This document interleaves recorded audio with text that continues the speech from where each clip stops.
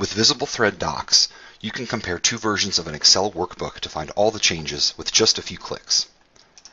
In this folder, I have two Excel files, a first version and a final version. These are pricing workbooks for a federal bid opportunity, and they each contain multiple sheets. We're going to compare each version of each sheet side by side. Now let's take a quick look at the Excel files we're about to compare.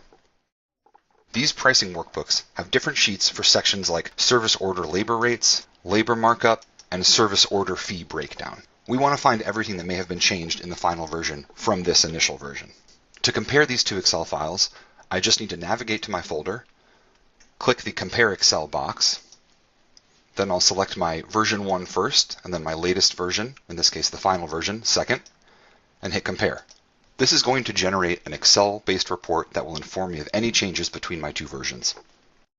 The first sheet of our Compare Excel report gives us a summary view of the comparison of our two versions. Some of the sheets are identical, as you can see here in blue, but a few have changed. By clicking this Go link next to any of the sheets listed with changes, I can navigate directly to the relevant section. For example, on my labor markup sheet, I can see that there are 10 rows different between the two versions.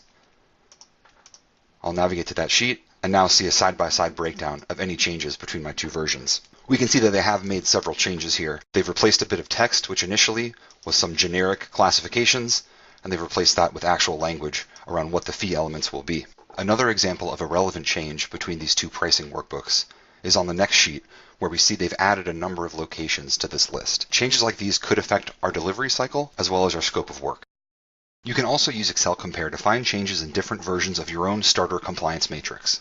For example, if different teams add notes or information for specific obligations, just upload your original compliance matrix back into VisibleThread docs, and then you can compare any subsequent versions to find changes by uploading those files as well, and then running Excel Compare, just as you've seen here in this video today. Thank you very much.